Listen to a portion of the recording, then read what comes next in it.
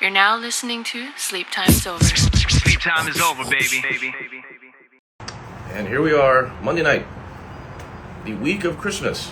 We have made it to Christmas.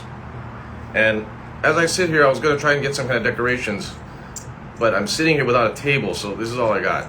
So I'm just going to hold it like this periodically and bring it back down. But tonight is the night we're finally going to have, after many rescheduling, the mayor, the newly appointed mayor. What happened there? Is that the first problem? I don't know.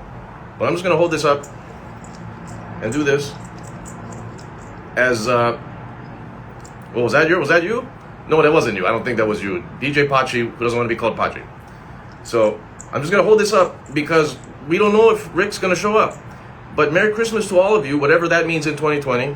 Whatever the holiday season is, I'm wearing red. I have this hat, which, I have this hat that I can't wear. I'll wear after because, I got this hair.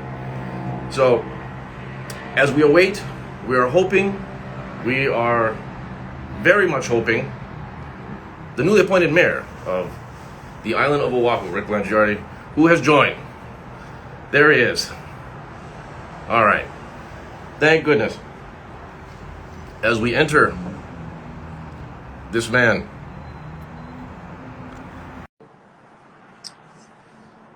the new mayor of Oahu.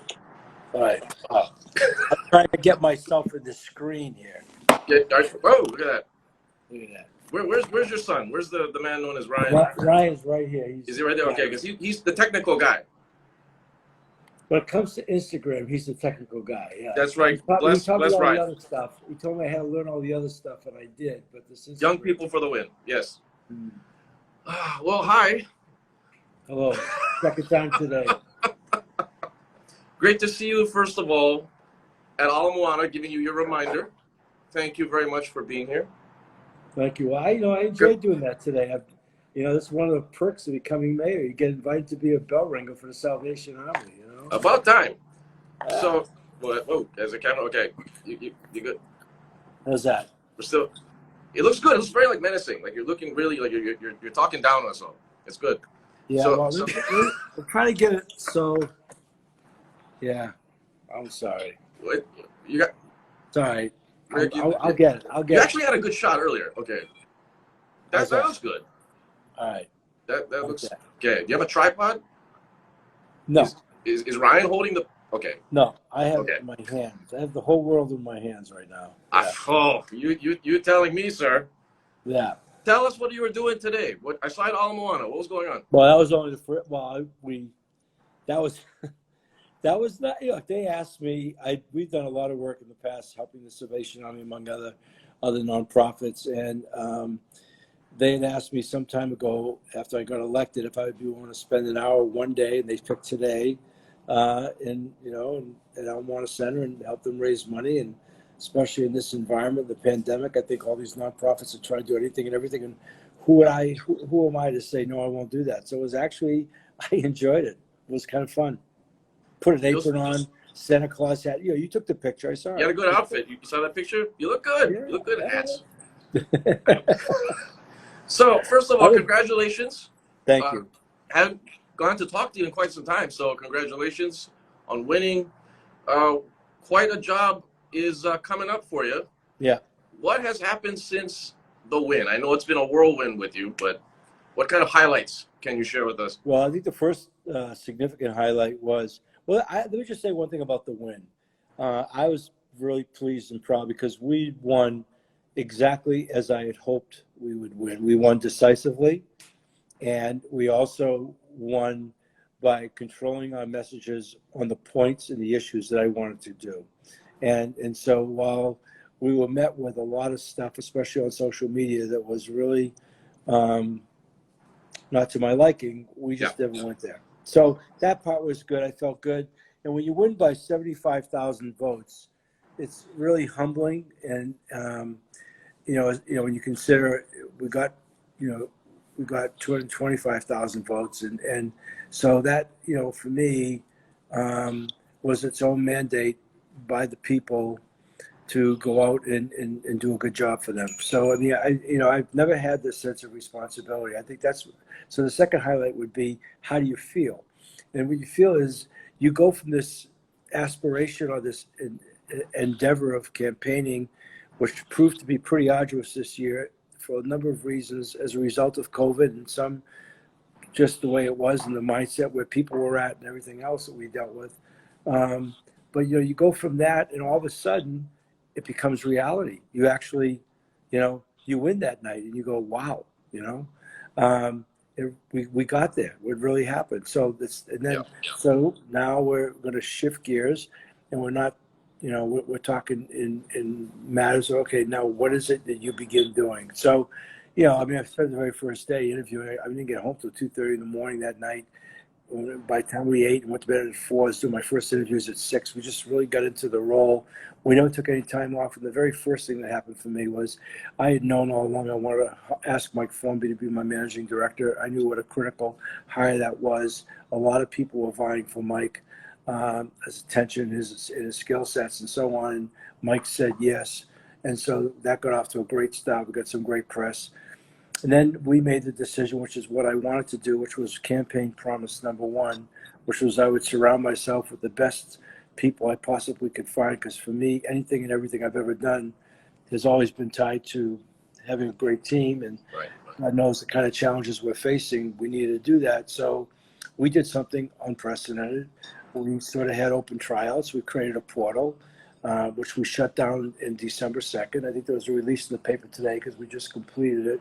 But we put together a core transition team of 5 people, and they vetted. We ended up having almost 500 applications and references from all kinds of people, many people who were willing to leave private sector jobs for a lot more money, inspired by the fact that they saw a new era beginning and an opportunity. And so we did that, and then the last 2 weekends, that took time to do. And then the last couple of weekends, we had 3 teams. We expanded our transition team to 3 teams of 5, actually 3 teams of 6. Yeah. The leaders, and they interviewed by the hour. We got the Hawaii Prince Hotel. We took 3 ballrooms. We had plenty of room for social distancing. The hotel was very accommodating, and we interviewed. And we interviewed a lot of people. I think out of the 500 or so applicants, we had about 60 some odd people we felt were at the director level, some of whom could be deputy directors. We didn't interview those people. We interviewed the people who we thought were going to be directors. And so that's what happened. And we're about to announce those changes. We have a lot of new people coming into government. It's funny you mentioned the Hawaii Prince Hotel and the application process. I don't think many people know out there how you're appointing these people. You're actually doing it like a job interview situation. And this would be like going down the park and nailing up a sign that says tryouts Saturday morning. If you think your kid can play, show up. And then getting there and realizing all these people showed up, it was great. Some incredible resumes. And 500 there? 500 applied? Just almost 500 people, yeah. Wow. I mean, these are top flight people. Right. I mean, great education backgrounds, great work experience. Like I said, a number of people willing to leave private sector jobs because they realized what's at stake at this moment in time. It was very heartening. So we're about to announce all of our changes, and I think out of 23 top positions, we're changing 20. Wow. That's never happened before. So I think when people hear who we've hired and see, they're going to be encouraged, which is at this point, we still have to be in the doing, but the clock is ticking fast. Yeah. We all get sworn in next Saturday, January 2nd, at 1:30. City Council is going to be sworn in at 12. I'll be in attendance for that. But then afterwards, myself and all the directors will be getting sworn in, and off we go. I mean, in the meantime, everything else has been about education. Like today, I'm not dropping names. I mean, my morning started out early with a 1-hour call with Sylvia Luke. I was followed 2 hours later with a 1-hour call with Ed Case and his team, and trying to understand this new bill being passed and the ramifications and so on. And, and then I was out at the Okinawan Cultural Center today and Waipahu. And I mean, and then you saw me at the, Elmore Shopping Center and a few other things in between. And Today, I closed the loop on a couple of more candidates who just asked us. We let them know if they could have a day or so, because, like I said, people are resigning from big jobs. We did, and then they all said yes today. I just finished those, so here I am. I'm excited. And it's no different than when you were at Hawaii News Now. You're always a guy, meetings on top of meetings on top of meetings. So you're used to this endeavor. Yeah. Well, look, yeah, well, right now, yeah, right now it's been about how much could we educate ourselves and be fluid, so we don't, and we've gone through about a dozen hours or so with Mayor Caldwell and his team. We've got oriented that way. We don't want to skip a beat. We're trying to stay current. Everything is fluid, and it's just getting ourselves ready. Like I said, I just want to make this point. I feel like we're going to deliver on what was promise one, which was we're going to field a team of really talented people. Now the rest of it from here is what are we doing? And that's, where, people are going to have some patience, right? As long as they understand that, but that I'm not saying that to offer any kind of an excuse, but we're going to go in there where there's low hanging fruit and we can make things happen to build some excitement. We will. Well, other things that are not so quickly turned around, but are big problems, we're going to lean into those right away. So I got to ask you, as that day comes, and literally we look in the first day, what's the thing that's really excited, that you're feeling very excited about, it's really on your mind, that comes day one, I'm like, okay, we're opening the door, this is what we got to do? Well, I think going into the office in and of itself, just physically, and realize that I'm not going up there to visit Mayor Caldwell or even some of the other mayors over the years I used to visit. I'm actually walking into this workspace where I'm going to be. And it's, I think I'm looking forward to that because I've always been very sensitive to the space, my workspace, and then it'll be obviously going around and meeting the people and continue to meet the people. I mean, we try to be respectful of our place, so even though we've won, we haven't, whenever we've gone over there, we've just gone in for meetings and really not walking around, talking to a lot of people. Ryan has an idea right now on how I can do this. This is better. Oh, yeah. That's a better shot. So, how come you look so much better than me, though? God, you look. It takes a lot of prep, but the equipment. I got the thing that makes my face look like I'm 300 pounds. I'm not 300 pounds, but it's okay. You look nice. You look fantastic. That red's very becoming. I don't think I've ever seen you in a colored shirt. You've always had black on. Because I wear black to not take attention away from the guests. But this is a Christmas show. So therefore I wear red. And then I have this. I even have this for you. I brought this. We have decorations. I'm not going to hold this up the entire time. But so we got a lot of questions. Of course, we've got viewer questions. They're always fantastic and a hoot. You ready? We're here to serve. We're here to serve. Yes. All right. So of course, the number one question. What's going to happen with the tier system, Rick? Yeah. What are we going to do? Modify it? What? Well, I think our intent is to try to modify it. Okay. We just only a week ago started being brought into the briefings, and I can tell you, I've seen real differences of opinion even within the medical community, but we've not had the opportunity to talk to them in the position. Okay, this is what we're thinking of doing. Do you have our back? I have an inkling that they do have our back, and that they do feel that now with the advent of, I think here's where we are. We're in a race right now between people really wanting to feel free, growing more than weary of COVID, and the vaccine and its distribution. Somewhere in there's going to be this balancing act. But the other part of that is, with the new year coming and the circumstances being what they are, and we'll see how the $900 billion that got approved today, what that means, trickle-down effect, et cetera. And it's going to mostly, Hawaii did well, but there's not a lot of proceeds going to state and county. I think none, actually. It's all going to be federal monies, but a lot of people will benefit. We'll benefit as a place.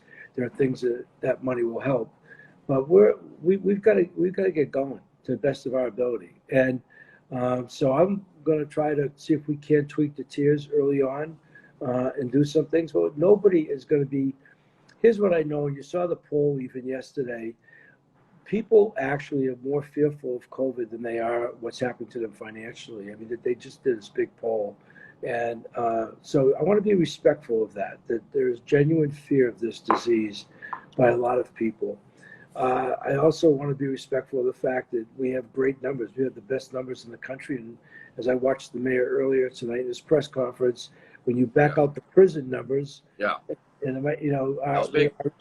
it's big, it's significant. And Yeah. we all know our hospital beds have not been taxed and so on. So nobody wants to get reckless. It's really scary what's happening on the mainland. But, unto ourselves, with good behavior, people doing what they're supposed to do, and I'm talking about everybody from proprietors, and owners of restaurants and whatever, who, with good protocols, we can start to evolve out of this. I'm not for turning back and going to tier one. In fact, I had a call tonight, quite a lengthy call, and I feel I'm a strong proponent in trying to, get our kids back playing sports, and maybe not competitively, but give them an athletic experience.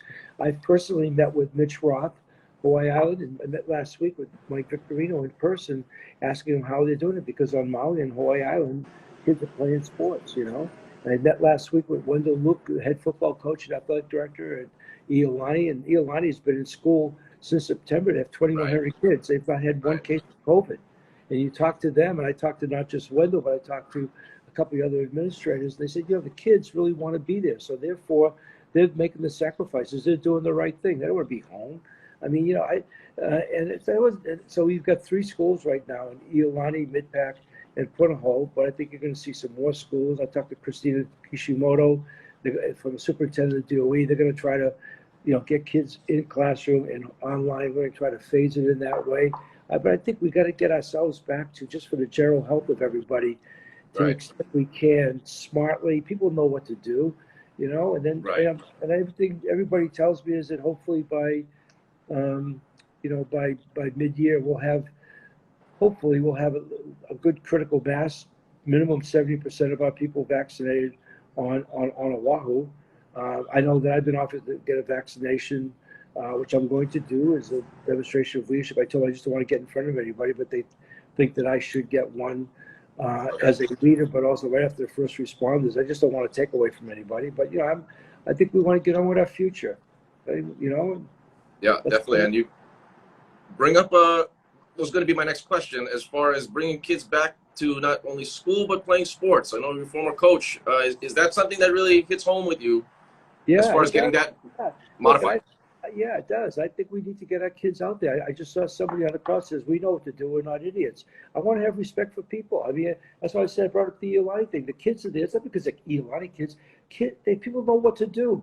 We're all tired of being housebound. People need to go back to work. So, it's not about just having a job. In many cases, things define people and so on and so forth. And even our family lives. Look, as we're going through these holidays, how imposing it is, and we've just already gone through a couple. I mean, look at this year, Halloween, nobody was out trick-or-treating, Thanksgiving, no family dinners. When people did, they felt guilty, and they were even going on, like, I couldn't stand, I saw a couple of national campaigns. If you plan a Thanksgiving gathering, you might as well plan a Christmas funeral. I bet, how bizarre is that, And I mean, so, so I want to be, I'm not going to be reckless, but I want us to be aggressive, and I want to challenge people, per what that person just wrote in, to do the right things. I'm convinced we can crack down on people, not with the police citations that went on. I think that we can enforce if we have real deviant behavior, and I think the most people will be very cooperative. I totally agree. You're winning over the chat tonight, sir. And another thing I got to ask regarding, there were 2 main ones when the tiers were introduced. There were kids' sports and there were bars, and they were both indefinitely. They weren't in any tier. Right. What is your take on the bar situation? Are you going to look at it case by case, or how is that modified? Well, case by case in this regard. I'm going to be meeting this week with a group of bar owners. I've already gotten briefed by the Liquor Commission on their enforcement abilities, and they assure me that if they get a report that people in a bar, they're not behaving, they're not trying to, that they'll come in, they'll close the bar on that night, let them open up the next day, but the next time it happens a week, third time, they're not going to get to reopen, but they think they can do this. They got enough people that could be helping with that kind of enforcement, and enough, these people don't want to lose their bars. These people don't want to lose their restaurants, and And it's a social thing. So I want to push on that a little bit. I know they keep saying, I hear them say, well, people start drinking, they start singing, and they get, and hugging each other. I think people are going to be smart enough right now until we get further in the clear here, Right. I mean, those are the two big ones as far as, another viewer question. Well, I just saw somebody said urban Yep. commissioners are shady. I don't know about them being shady. How are those guys? They're telling me that they will promise, I'm going to be mayor, that they can enforce if there's deviant behaviors in bars. And I'm suspecting that if we get them open and we start to see that, we're going to know about it. People will complain. They're going to protect each other.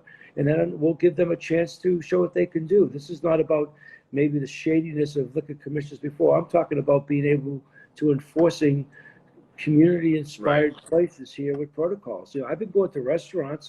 People are behaving themselves in restaurants, Right. I see that as well.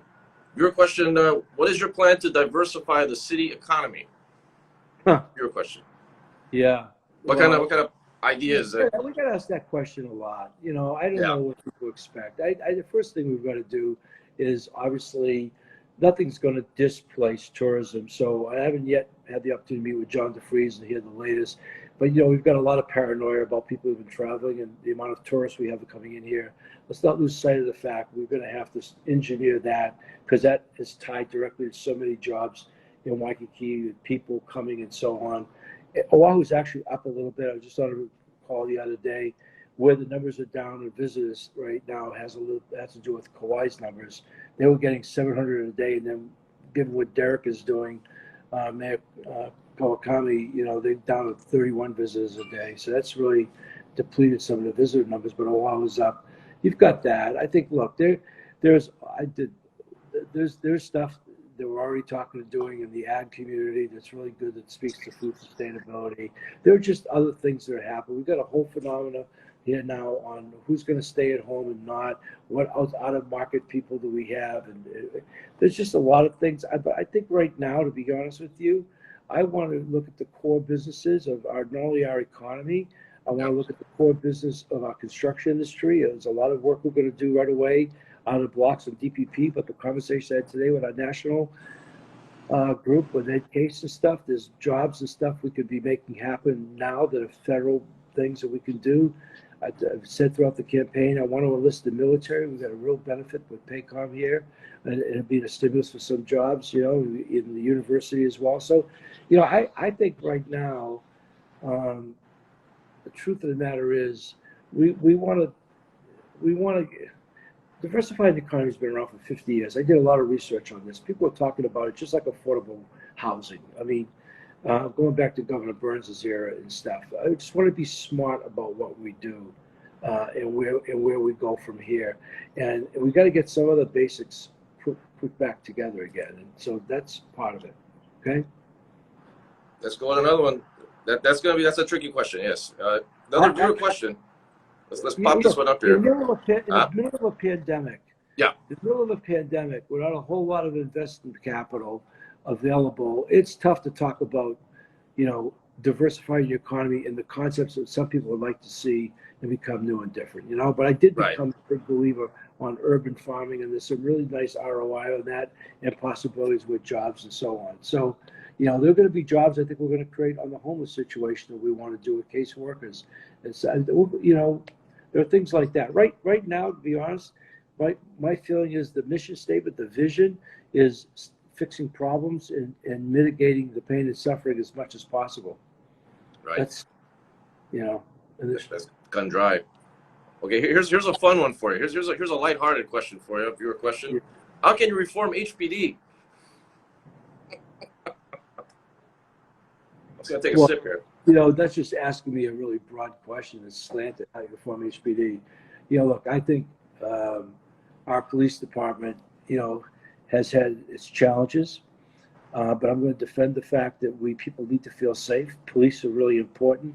I watched the video that somebody sent me, a very prominent person in town yesterday. It was just produced in Seattle on Como, fighting for the soul of Seattle and what's happened in that city. Right. It was produced by Como TV. It is shocking to watch that. I lived there for several years years ago when I first left Hawaii, 89 and 92. And I mean, I couldn't even believe what I was seeing and how that place has changed, right? Yeah. So I think people want to feel safe here. And do we have issues? Yeah. If Susan Ballard got a bad handoff after the KLOs, look at all that we've lifted. They just got sentenced. I think we're a work in progress. I want to do everything I can to support them, hold the bar very high, and expect them to be better than they've ever been before. That's what I want to do. Okay? Right. They keep coming in, these questions. Let's pull up one. I'm going to put it on the screen and see if you can see it here. I see Here, like that. Can you see that? Are you in program. favor of more shutdowns or less? If more or less, why? Is the viewer question? Less shutdowns. Right. I mean, that's pretty much an automatic. Yeah. But I started thinking about UH. Yeah. Oh, yeah. The University of Hawaii. I mean, when I think about the largest employer, the University of Hawaii, or the military, and what they represent, these are right here. You talk about diversifying our economy. These are assets, both of those we could work with that could represent some real growth and some real stimulus and jobs right in our midst. Okay, and so I'm looking forward to that. I was really pleased that I got the endorsement from the University of Hawaii Professional Assembly, UPA, the professors, and I'm looking forward to having, those conversations on what we can be doing. We got a lot of smart people here. I'll tell you, I was reminded of that going through all these applications. I looked at the degrees, and with people who are living here, they could be living anywhere. They're living here because, like we all do, this is a very special place, and those of us privileged to be here know it. Right. We stay here, and they sacrifice to be here. And so I think it's a time for new ideas. It's not just semantics. Diversifying the economy is a kind of a tricky thing. Talk about different revenues or more jobs or expanding. I'm really more into that. Okay, and getting people back to work. We still have the second worst unemployment in the country to Nevada right now. Okay, we're in the two worst states, understandably so, given the dynamics. We got to fix that before we can start talking about something that, diversifying the economy is not three guys working in a garage with some idea.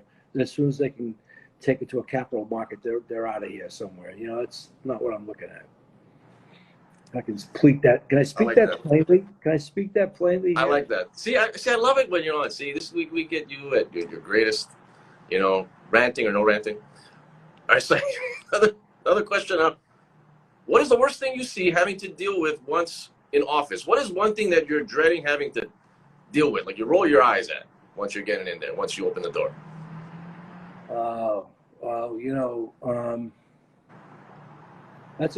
That's a question. I haven't thought about that way. I've been thinking, how are we going to approach the various problems in our face? I learned today on the call with the Washington team, actually learned a little bit earlier, I heard from Senator Schatz that the FDA is not going to default on the 250. They give us a 1-year extension. I mean, look clearly Hart. I mean, walking into, there's going to be a brand new CEO announced. We've got some major issues there. I mean, and that's been something we've been precluded from being involved in the inner circle, right? So, I mean, the whole Hart rail thing is of real concern to me because of what that means, and really trying to understand it. That's something. But I'm committed to making a difference on homeless. I really am, and we're going to do some bold things there. That's been a stance you've had for a long, long time as far as dealing with homelessness, dealing with that issue. We have a lot more people at risk of becoming homeless. Let me give you a perspective. In 2008, we had a recession that took us 7 years to climb out of. We didn't get out of, listen to the economists, we didn't clear the bar till 2015. And we had the benefit of low unemployment and record-breaking tourism year after year during that. We don't have that now. So in that 2008, we lost 1,600 businesses, and that brought this place to its knees. So you asked me about, it's not so much, but right now, we look like we're going to lose 8,000 businesses, 8,400 businesses. Yep. We're going to close their doors. 2008 was 1,600. This is 8,400. I think we've lost something like 40% of our restaurants. I saw some stuff tonight where, there's going to be no money. That bill that wasn't part of the new stimulus. The guy said just have to file for bankruptcy. Restaurants are very complicated, fragile environments. To really make a great one, it's who's in the kitchen, who's out front, what's the experience with the service, and it's not just seats and all that stuff. It's pretty, and that stuff gets broken up. You can't put it back together.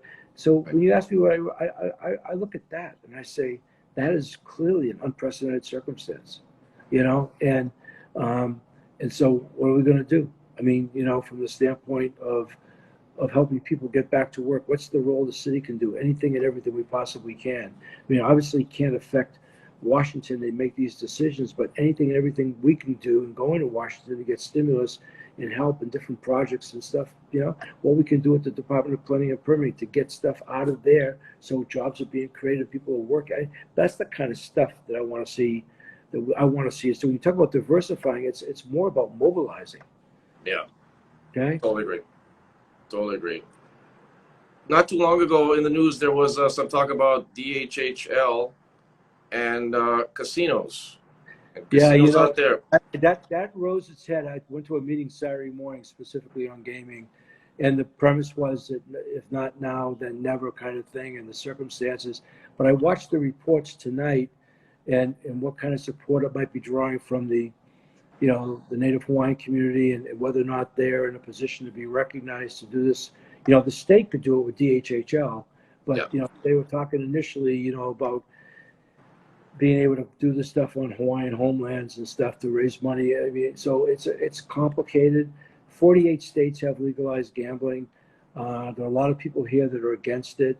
I would tell you that historically, I wasn't for it. I remember doing editorials of Hawaii News Now. We're at a different place in time right now. I don't know enough. I'd want to stay open-minded.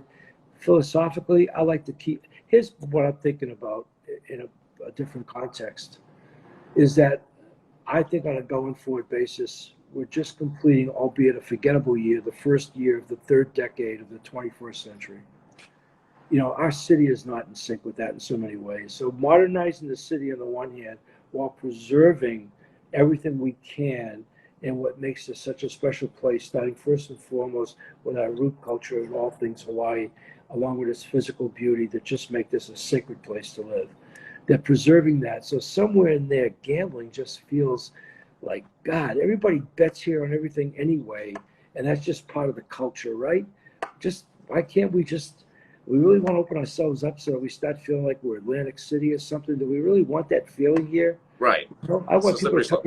We've talked a lot about recalibrating tourism and celebrating our cultural experiences and minimizing the overrun and not subordinating local people. That's the whole thing about getting control of the Airbnb. And so the illegal vacation rentals that became pervasive. We had tourism in everybody's neighborhood. We talked about all that other stuff. Now suddenly this other thing just seems like, really? Is that, I don't know. Well, I want to throw this out there and see what your thoughts are on this one. Now, the gambling has always been a topic that's through the years. What about your take on offshore gambling? We get a cruise ship. We put it several miles off the shore, Waikiki. Tourists can go there, maybe not the locals, or maybe you open it to both. What is your take on offshore? Say the question again. I was just reading what some of your people were saying. It's funny. The lotteries, look. Oh, lottery as well. The lottery seems like the most logical, easy to execute. People would like it. Yeah. I think that's a great idea.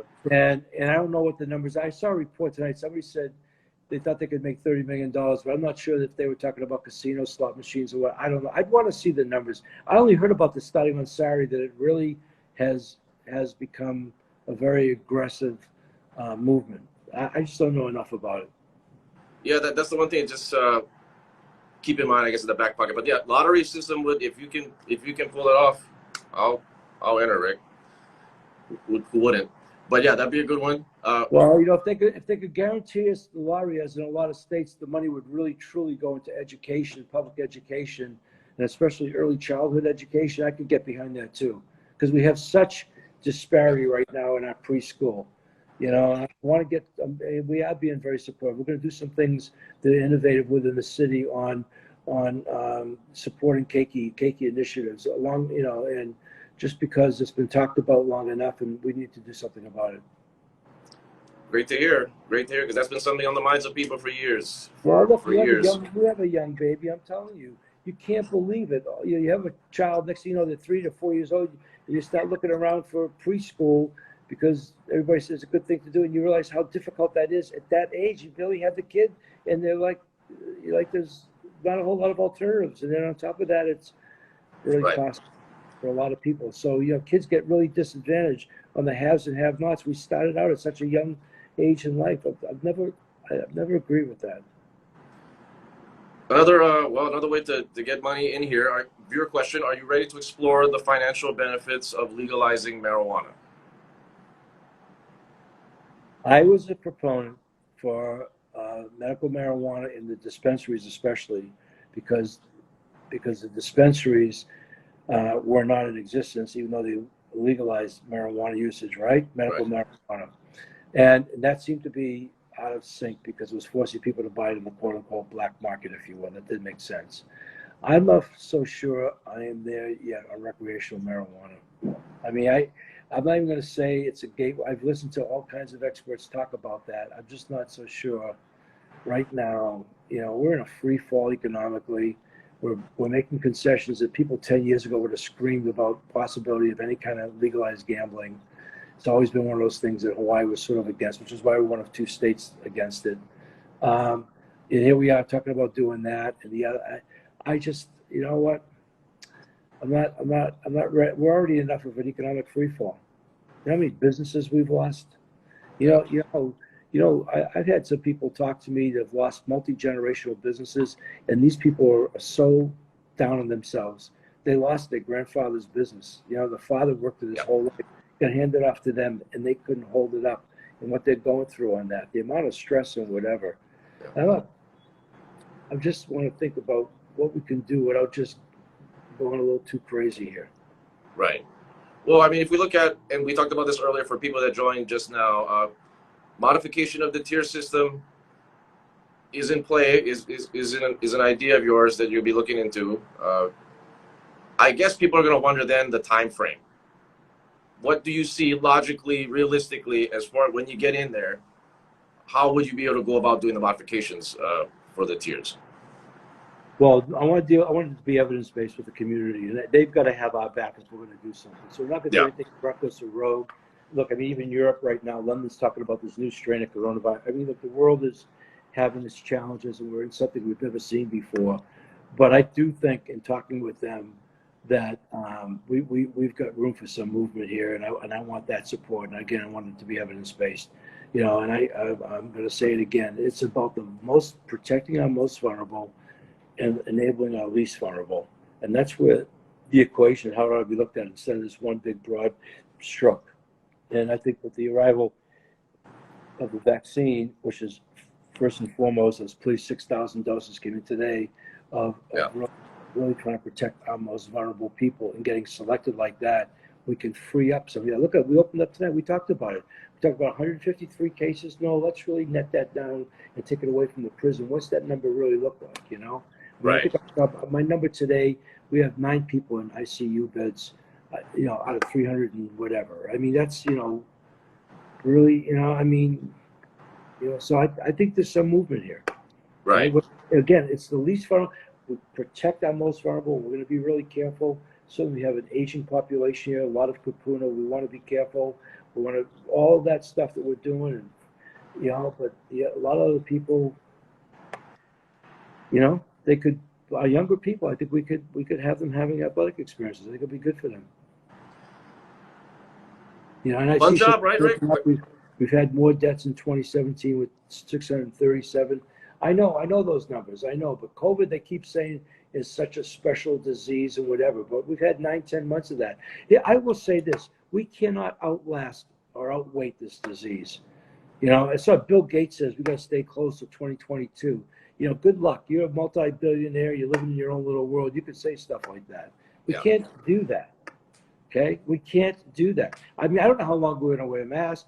I don't even know I have my mask on anymore. I wear it so often. I started taking a sip of coffee the other day with my mask on. That's how unconscious it's become. Well, because I just forgot it was on, I just become comfortable doing that as a matter of responsibility. Look, I don't wear a mask to prevent myself from catching the disease. I wear a mask, and everybody else is being asked to wear a mask because most of the disease is transmitted from asymptomatic people. Is that you don't transmit the disease even if you don't even realize you have it, or if you do have it. It's for that. It's our responsibility. Or to draw on one of the all-time great Hawaiian words, it's our honor. So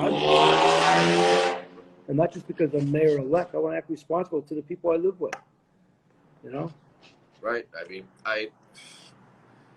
lots going to happen come next year, sir. So, well, to say the we least. want to move forward. It's going to be 2021. It's all set. It's going to be a new year, and it's and God willing, it's going to be a lot better than 2020. We hope so.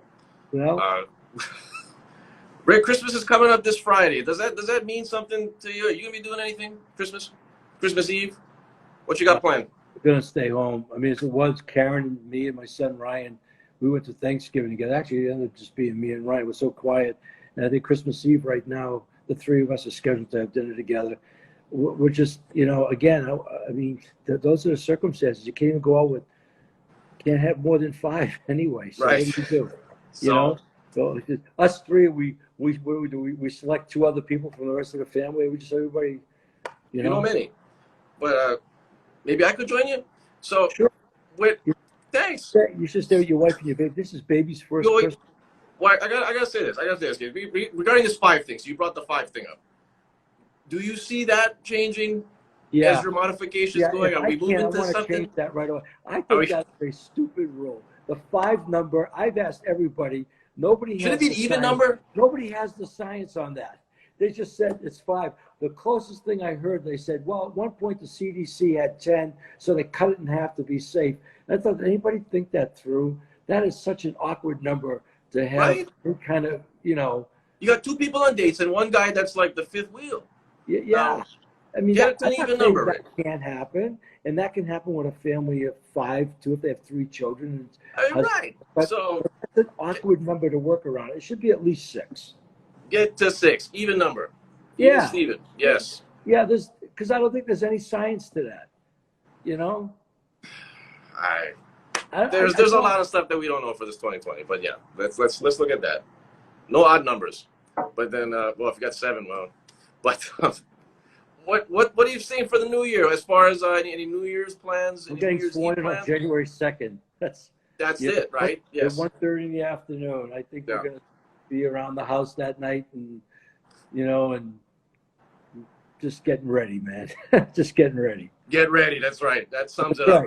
Get ready. That sums it up. We got 48 months right now. That's all I know. God willing, and we've been preparing as hard as we can for the last 2 months. I like what we've done so far. I'm really anxious to work with this group of people. We've got a lot of things to work out. Look, I'm inheriting. Here's the other thing. Kirk Hollow announced 2 weeks ago, whatever, $400 million shortfall.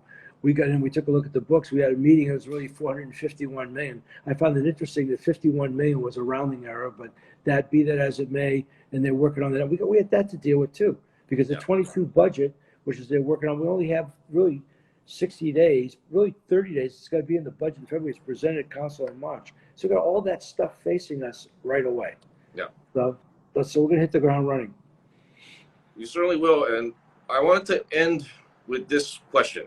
Now, I recently posted a video regarding just some kind of a solution to how we can fully open up again. And it was involving Blaisdell Center. Blaisdell Center, Kirk Caldwell comes out and he says that Blaisdell Center is going to be the same fate as Aloha Stadium, quite possibly, because it's old, needs renovation, what have you. So it's not doing anything. It's sitting there, no events, no concerts are going on. Can we possibly use that to help out a hospital or make it some kind of a COVID treatment and testing site so the hospitals will never get overrun? Maybe HPH could, for example, since they're across the street. What do you think of it? I'm a really big believer in the rapid testing, and I think that I've had now several medical briefings. We may not need a facility like that to start getting involved with some of the rapid testing, low costs coming down. I don't think we have any budget to fix the Blaisdell right now. It's not going to be a legacy play. Right. I'm still shocked over the sudden closure of Aloha Stadium. Right. And what that means, especially for the UH football program. that's problematic, because if in fact the state doesn't appropriate any monies, the university already said they're not going to play there in 21. They're going to figure out where they're going to play. That has incredible ramifications on whether teams will even play on high school fields, travel here for that, or for that matter, what are the economics of that? And that's not a one-year problem. That's a multi-year problem. So the domino effect of that and the impact that'll have on recruiting and everything else, I mean, forget it. So, right now we've got two arenas. We've got the Blaisdell and we have San Sheriff. And we seem to be working okay. We're not necessarily putting people in there at the time being, but I think we're going to just have to work with an aging facility at the Blaisdell through this foreseeable future and just call it for what it is. Oh, yeah, definitely. Yep. When you heard about Lowe's Stadium closing, where could UH possibly go? Just want to throw that quick one out there. Is that high school? Is that it? Ryan's pretty much an expert on football fields. I mean, yes. Kamehameha Schools has got a great field up there, but I think they're open to having the university play there. And if they did, the attendance would be really small and so on and so forth. And, you've got locker room. I mean, the thing's really complicated. You've got, you've got Maui, Baldwin High School. I think Maui Memorial Stadium is a good, I think it has to be an artificial turf field, because I think that coaches would have a lot of concerns in a high school field. How it was maintained properly enough. I mean, you've got a brand new field just opened a couple of years ago at Farrington High School. What's that seat, like 5,000 or something like that?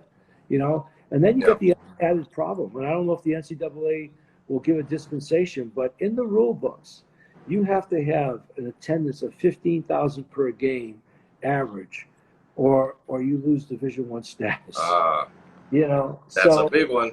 Wow. That I did not know. As I said, it's a really complicated deal. And University of Hawaii football is something I've been associated with since 1965, so it's something near and dear to my heart. But this is in and of itself, and it's not a city issue, but the ramifications of that in the midst of all this other stuff, So the Blaisdell, we're going to do the best job we can holding it together, but it's not going to be the $80 million project. There's too many things we have to deal with right now. Right. There's far more things. Yeah. Well, I want to thank you very much for joining me. I know we've had to reschedule many times. You made a lot of people sad, but I think you made a lot of people happy tonight. As we look at any other questions you see? No, you got everything. You have really, you have some really good statements. People have talked about it. I've seen it a couple of times tonight on privatizing. I want to look at that. I told Ed Case today with respect to the federal government and Sylvia Luke today with the state and the private sector. I've already alluded to reaching out to the military, to the university as well. I think we need to be as creative on a going forward basis as we can. Just as we talked tonight about the introduction and possibilities of gambling or possibly legalizing marijuana, I think all ideas need to be put on the table, and everything has to be looked at. And I will tell you, public-private partnerships are privatizing something. If we could actually do it, and somebody is willing to do it, I'm going to look for those kind of deals. If we can make that happen, we're going to need all those kind of resources. This is not business as usual. How creative can we be? How entrepreneurial can we be? Our willingness to take risks. We can't just sit there and argue and say, well, this is the way we used to do it, or this is the way the world was. None of that matters anymore. But I want to be smart in the kinds of decisions we make going forward. But I'm telling you right now, this administration, these people we're bringing in, there's a lot of intellectual capital walking in the door. And there's a lot of how-to, and there's a lot of good idea generations. And that's part of what we're going to do. Some of our solution on a going forward basis is the great ideas that we haven't even heard yet, that we haven't even begun to execute. And that gives me hope for the future. Excellent and very promising, and great to end out the year with a very promising look ahead. Because we're all counting on you, sir. We all believe in you. Well, let's just say we've got to be optimistic. It's very easy to go negative. It's very easy to see some people saying, "Economy's going down the drain." What are we going to do? You're going to sit there and go, "The world's coming to an end," and you're going to fight our way through it. We're going to fight our way here and try to do the best. That's right. Exactly. Thank you very much, sir. I know we got to get going. You probably have some other meeting, or you got to go meet with I don't know, Stanford Carr. I don't know. I'm done. No, you're done for the night. I'm going to do some reading. I'm done. This is time. Yeah, I'm done. I mean, after 45 minutes with you.